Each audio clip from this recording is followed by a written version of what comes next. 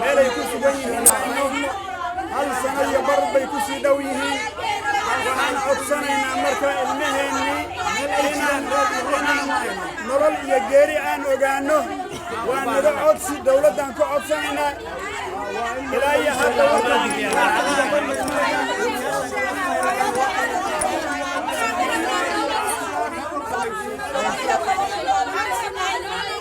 waxaan ahay hooyo Soomaaliyeed waxa la dhahaa Nuurta Macow Nuur laba cunug baa iga maqan halna eedaan ahay walaalkay dhala ogaan waaye halna walaashay dhashay meelaan ku sheegna ma naqaano haday muslimta madaxweynaha si degdeg ah noogu soo hadlo ilmaan caruur baa naga maqan ilma baa naga maqan caruur baa naga madaxweynaha hadoo madaxweynaha xisraas wasaaraha dawladda sharafta lana soo wada ilmaana noola kaano meelay jiraan ma naqaano labada bishii lixaad 17 baa la waday meel bishan June war ma aqaan warkii dhan waa igu dhumay caruur baa naga maqan inay dhintaan inay noolaan dhintaan ma naqaano la ilaaha illallah muhammad rasul marka waxaan rabaa ciyaalkaas intaas oo dada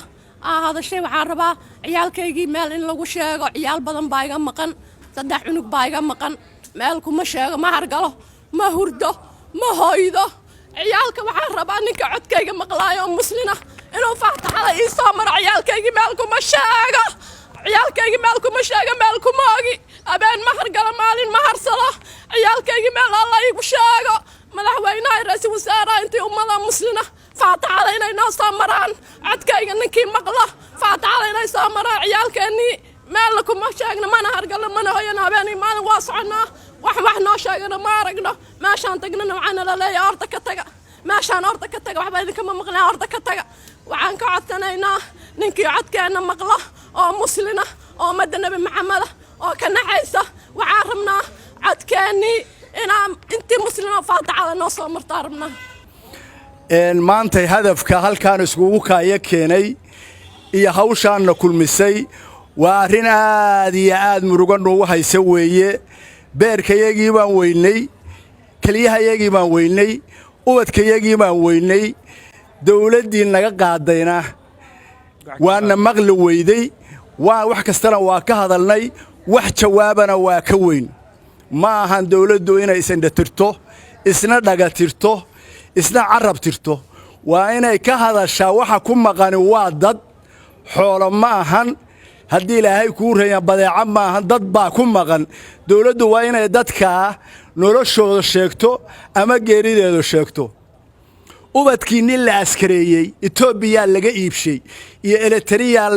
Eritrea la geeyey iyo Aksum baa lagu laayay madaxweyne waxaas waa u adkaysan weynaa annaga waxaan aqbalaynana ma ahan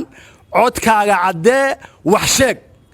ninka raggaah waxa fiican inuu wax sheego shacbiyadaana wax u sheeg shacbiyadaadi weeye ummadii adigu aan madaxweynaha u ahayd weeye sidaan ina walbahaar hal kelimo adiga aad oran kadid ina walbahaar iyo walwal ku abuurtid maahan in warkayga intaasaan ku soo dhaweynaya codsi dheer iyo codsi gaaban intaba inay natixi geliso inay bani'aadan baanu nahay ilmaha naga maqan kuwa naga maqan oo sidaas noogu dhibaysaan hadday idin yimaadaan waalid kasta wuu sheegaya dhibkii loo geystay suurtagalna maaha waalidkiis intuu gooyo inuu nin kale u shaqeeyo waxaan codsanaynaa awlaadda waa dhalnay idinkana ciidan bay idin yihiin waa ciidamo qaran baa tiraahdeen dad baa la laayaan maqalnay adduunkii oo dhan maa isku kacay dawladdu haraggan ha iska rogto haddii wax jiraanna ha caddayso ha tiraahdo wardadow geeri waa loo joogaa intaan baa dhimatay haddaysan wax jirinna ha tiraahdo dadkii baan idinla hadal siinaynaa waxa la sheegayana annagaa beeninaynaa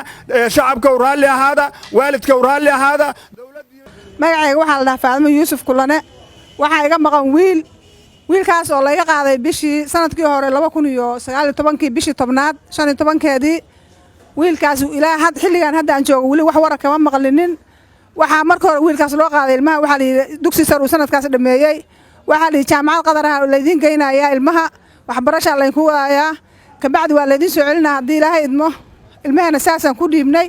wixii ka dambeeyana wax warar waa ka weynaba waxaa noogu soo xigtay in la dhoo ilmihiinni waa baabeen ilaa waxa la ayay baalka tigraalaysay madaxweyne abi baa la siiyay balaayo iyo hog baa noo socda anaga waa ma seexano ma harsano ma hoyano bila aadan baan nahay ilaahay baan abuurtay idinkana ilaahay baa idin abuurtay wadankana idinka dawladka madaxweyne waxaan ka rabnaa ilaahay inta ka cabsatid oo rasuulkiisa ka cabsatid inaad ilmaheena haday dhintaan meedka noo keentid haday nool yihiin nolosha noo keentid ilaahayna aad ka baqdid baan rabnaa adduunyo waa waxaan aqral la tagi doonaa maanta qiyaamaha ilaahay waa gula xisaabtami doonaa shacabkan adaa mas'uul iyo madax ka ah allah ku abuurtay ka cabso wadnahaana fadhiya cunto ma cuno ma seexano ma harsano allihii ku abuurtay ka cabso ilmahani waa maqan yihiin waa weynay meel ka raadina ma naqaano adaa ilmahani naga kaxaysa ilaahay ku abuurtay ka cabso haddaad ra'iisul wasaare leedihiin iyo haddaad wasiir baarlamaan leedihiin iyo haddaad bahalkii leedihiin kulligiin inta isku tagteen ilmahani noo keena hadday dhintaan meydka noo keena hadday nool yihiin noloshooda noo keena xilligan tababar ilma kuma maqaadaan adduunka dhan waa la wada keenaa kuwaad eltariya ku xaraysaan maxaa fariisiyey duumaadka dhan baad ka soo daldalaysaan hamaani maalin waa taagana mana harsana mana hoyna waxa dhaca iyo waxa jiraan waa ognahay ilaahay ku abuurtay ka cabsan madaxweyne anaga nala tixgali nala hadal shacabkaagii baan nahay allihii ku abuurtay ka cabso geysto warka la ii sheega ma raadiyo intaas waxaan leeyahay maalin ka mid ah ama war ay ilmahaas leeyihiin ku soo duula oo dhageysataa wax dhagala oo kala anahay man nolol aan ku noolahay ma jirto dad iga wada liitaa jira oo dhibaataysan oo jiran oo sonkor qaba oo dhiikar qaba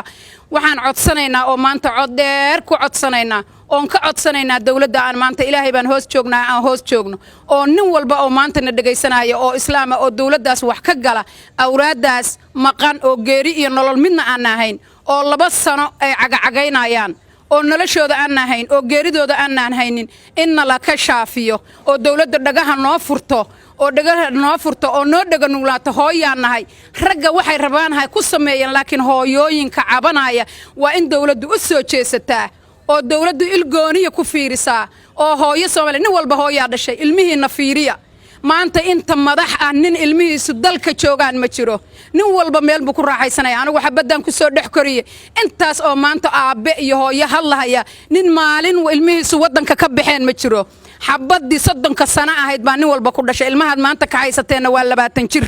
waa dareemin kartaa 20 jir waxa lagu soo koriyay mid agoonaha jira midaan maxay hayta wax walba alaha ku wada jira dhibaato xun baan haysatay dhibaatada waa in laga jawaabaa madaxweyne waxaad u dhaaratay dalka iyo dadkaad u dhaaratay annaga kamid ah hooyo Soomaaliyeed oo ku hoos taagan calankaaga maanta oon awood lahayn albaabka aan garaacnana wax naga furaya male albaabka aan garaacna oo dawladda wax naga furaya male nin kastana waa naga faa'iideystay nin walbaaba hadal aan qaadan karin buu noo keenaa dawladda hadalka ka soo yeerana kumaanaan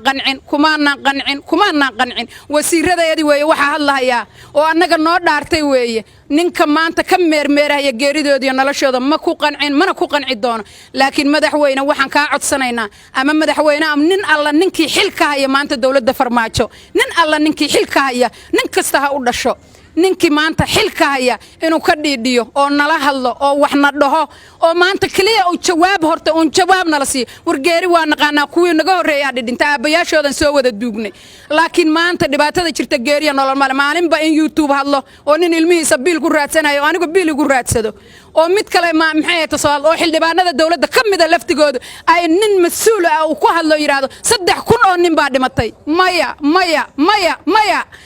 madaxweyne taas maya assalaamu calaykum